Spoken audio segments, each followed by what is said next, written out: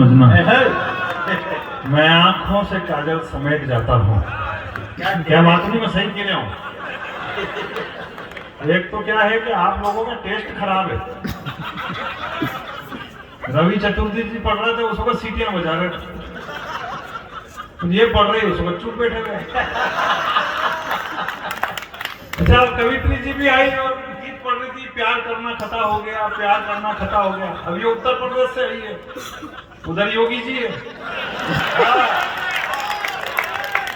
वो करने ही नहीं दे रहे।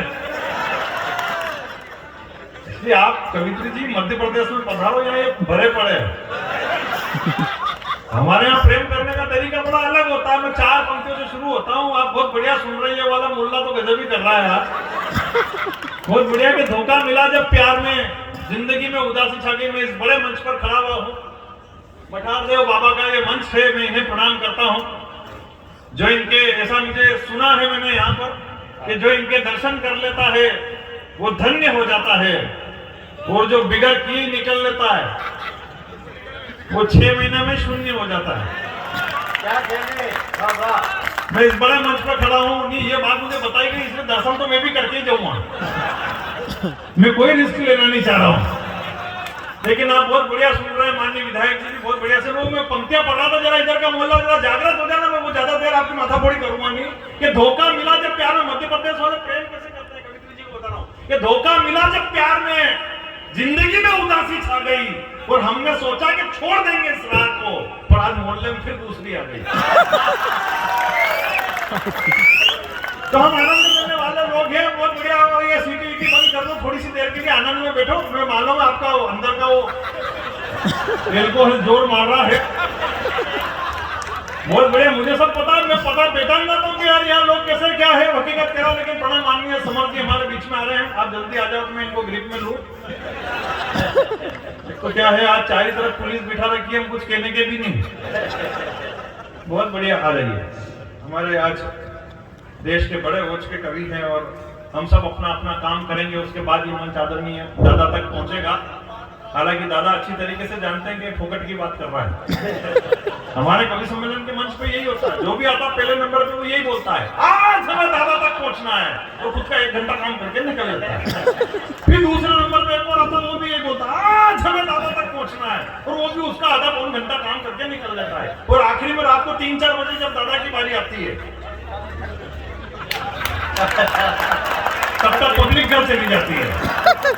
तो मैं आज बिल्कुल भी ऐसा नहीं करूंगा, थोड़ी देर पढ़ूंगा, और इसलिए पढ़ूंगा क्योंकि आज हमें दादा तक पहुंचना है। ज्यादा माथाफोड़ी बिल्कुल भी नहीं करूंगा। माननीय विधायक जी की उपस्थिति में इन्हें भी प्रणाम करता हूं। पहली बार मैं इतने सिंपल विधायक जी देख रहा हूं, वरना इतने कलप वलप के कुर्ते वुर्ते पहचान में ही नहीं आता, और उनके साथ जो रहते हैं उनके और ज्यादा कलप के कुर्ते होते हैं। भीड़ में पहचान में नहीं आता कि विधायक जी है कौन इनमें से। लेकिन आपके एक तो डॉक्टर भी, एक तो मेरे ये समझ में नहीं आ रहा कि आपसे प्रेम करते हैं कि डर के मारे डॉक्टर बना रखा आपको, विधायक जी बना रखा आपको। क्योंकि ऐसा कहा गया है कि अगर तो डॉक्टर से अगर लोग परेशान हो जाते तो भगवान के पास पहुंच जाता, और भगवान से आदमी परेशान तो डॉक्टर के पास पहुंच जाता है। लेकिन मैं आपको प्रणाम करता हूं। कोरोना के टाइम पर हमने व्हाट्सएप पर कई डॉक्टरों को झेला है। इतने व्हाट्सएप पर डॉक्टर आए, मेरे को तो उसमें भी मेरे को लगने लग गया कि इस दुनिया में केवल मैं ही वो आदमी रह गया और डॉक्टर बनने से रह गया, बाकी सारे विधायक उस पर आ गए हैं। लेकिन और हकीकत क्या, व्हाट्सएप पर इतने कोरोना के टाइम पर डॉक्टर, वो एक ने कहा कि नाक में नींबू नहीं छोड़ लो, फिर दूसरा आया बोले नाक में काला नमक डालो, फिर तीसरा में आया यदि बोले नाक में नली छोड़ो पानी की। मेरी पत्नी बोली कि अगर आप इसमें सोडा और डाल लो तो ये शिकंजी भी बन सकती है। तू अगर पीने को तैयार है तो मैं ये भी करने को तैयार हूं। लेकिन आप बहुत बढ़िया सुन रहे हैं कि मेरी खामोशी को मेरी कमजोरी मत समझना। मैं आंखों से काजल समेट जाता हूं। भाई पुष्पक ने महाराणा प्रताप की बहुत अच्छी कविता पढ़ी, एक टिप्पणी मुझे याद आ गई, मैं शुरू होना चाहता हूं। बढ़िया लोग, आप बहुत बढ़िया सुन रहे हैं। मेरी कोई औकात नहीं कि मैं आप लोगों को हंसा सकूं। आपने पूरे मध्य प्रदेश को रोशन किया है, मैं आप लोगों को प्रणाम करता हूं। मेरी कोई औकात नहीं, हकीकत कह रहा हूं। लेकिन मैं एक बात, मेरे को एक टिप्पणी याद आ गई। पुष्पक ने बहुत अच्छी कविता पढ़ी और टिप्पणी मेरे को याद आ गई। मैं भी एक राजस्थान के कवि सम्मेलन में था, मैंने एक राजस्थानी व्यक्ति से पूछ लिया, मैंने कहा वो बंबई के अंदर टिप्पणी पर आपकी बड़ी तालियां देखना चाहता हूं। वो बंबई के अंदर एक हीरो है रणवीर सिंह, उसने अभी सारे कपड़े उतार दिए थे एक मैगजीन के लिए। कैसे गर्दन निराला दर्शन के पड़ोस में ही रहते हो। वो रणवीर सिंह ने सारे कपड़े उतार दिए। मैंने उस राजस्थानी से पूछा, मैंने कहा पूरे हिंदुस्तान में हल्ला मच गया, तुम राजस्थानियों को कोई फर्क नहीं पड़ा? तो उस राजस्थानी ने जो पलट कर जवाब दिया, तालियां आपकी उस पर देखना चाहता हूं, उस राजस्थानी ने पलट कर जवाब दिया, बोले इन टटपूंजियों को हमने कभी हीरो माना ही नहीं। क्या बात है। और हमारा हिंदुस्तान का और हमारा असली हीरो तो वही है जो बरसों से इस राजस्थान की सरजमी पर खड़ा हुआ। वो जिस व्यक्ति का उसने नाम लिया, 4 पंक्तियां उसके लिए पढ़कर अपने काव्य पाठ की शुरुआत करना चाहता हूं कि तपता सूर्य जिसके ललाट पर चमकता था, भाई पड़ी कि तपता सूर्य जिसके ललाट पर चमकता था, शौर्य का लावा जिसकी भुजाओं में उबलता था, खौफ का दृश्य कुछ ऐसा था उस बलशाली का कि रण में भरते हुंकार पूरा वंश दहलता था। अरे महान काल के रूप में जिसकी फैली इतनी ख्याति थी, तलवारें जिसे छू न सकी, वो राणा प्रताप की छाती थी। आप बिल्कुल भी टेंशन मत लेना, मैं हास्य रस का ही कवि हूं। ये तो मैं बीच बीच में ऐसा करता रहूंगा क्योंकि हमारे भिलवाड़ा के एक बड़े कवि है राजेंद्र गोपाल जी व्यास, उन्होंने कहा है कि जिस तार के अंदर करंट नहीं होता है उस पर लोग चड्डी बनियान सुखा देते हैं।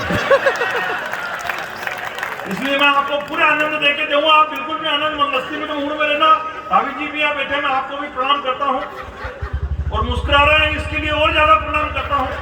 इतना मेकअप करने के बाद भी अगर ये मुस्कुरा रहे हैं तो मैं आपको बहुत धन्यवाद।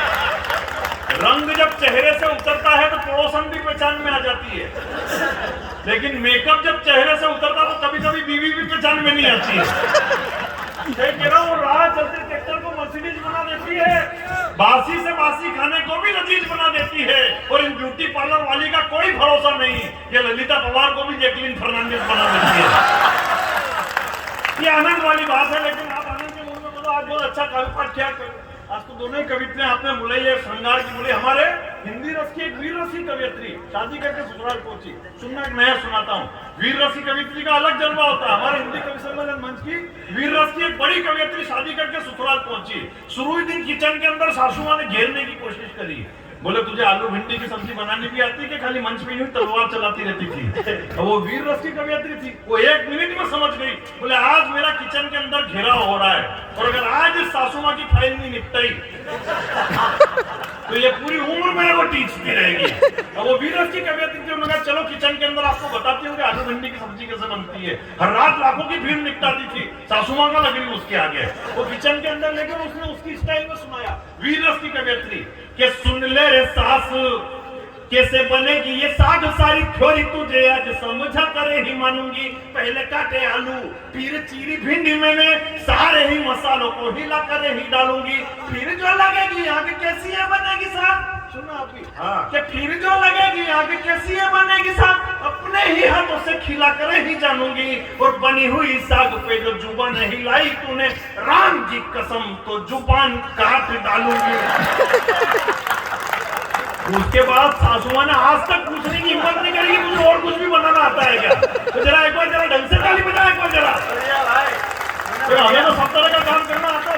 बात कुछ ऐसी कहो कि जचनी चाहिए, बात कुछ ऐसी कहो कि जचनी चाहिए, उस बात का एक एक शब्द भी हमें बजनी चाहिए। और पहली दूसरी और तीसरी लहर के बाद भी आप और हम जिंदा हैं, तालियां इस बात पर भी बजनी चाहिए।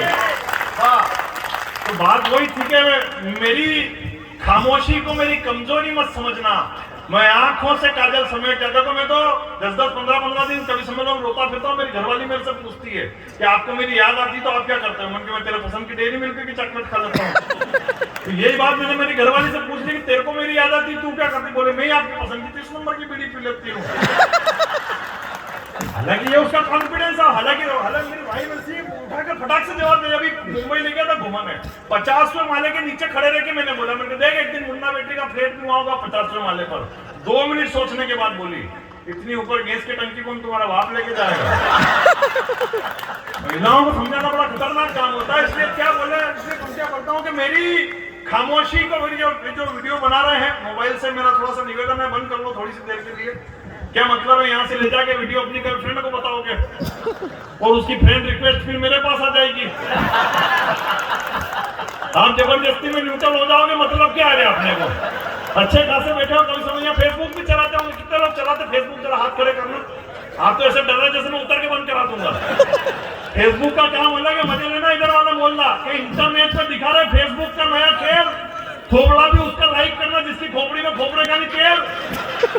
सब एक दूसरे की वाल पे फोकस चक्कर खा रहे हैं, वो छोरे छोरियों के नाम से प्रोफाइल बना के छोरों को उल्लू बना रहे, छोरे छोरियों के नाम से प्रोफाइल बना के छोरों को उल्लू बना रहे। ये फेसबुक का खेल है निराला। जिस छोरी को मैंने रिक्वेस्ट भेजी निकला मेरा साला।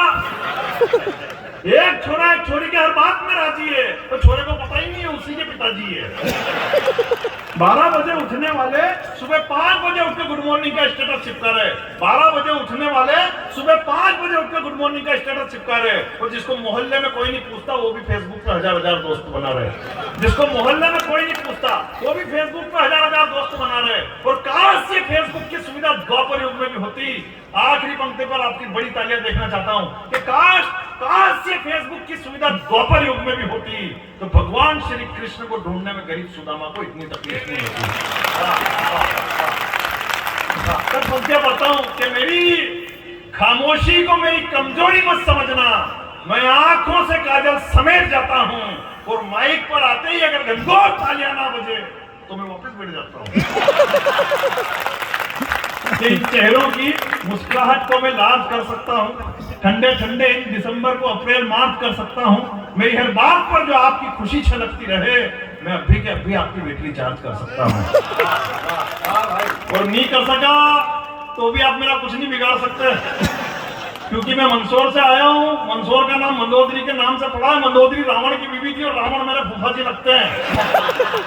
हालांकि मुझे इस बात का कोई घमंड नहीं है, क्योंकि रावण प्रकांड विद्वान, राजनीति की महाप्रतापी, महापराक्रमी, महाबलशाली, महाज्ञानी, महापंडित और विश्व विजेता था। उसमें लाख बुराई थी, लेकिन उसने कभी भी अपने बेटे मंत्री संतरी कुलगुरु और यहाँ तक कि लंका की प्रजा से एक बार भी ये नहीं कहा कि चैनल को सब्सक्राइब करके बेल आइकन बजा दीजिए।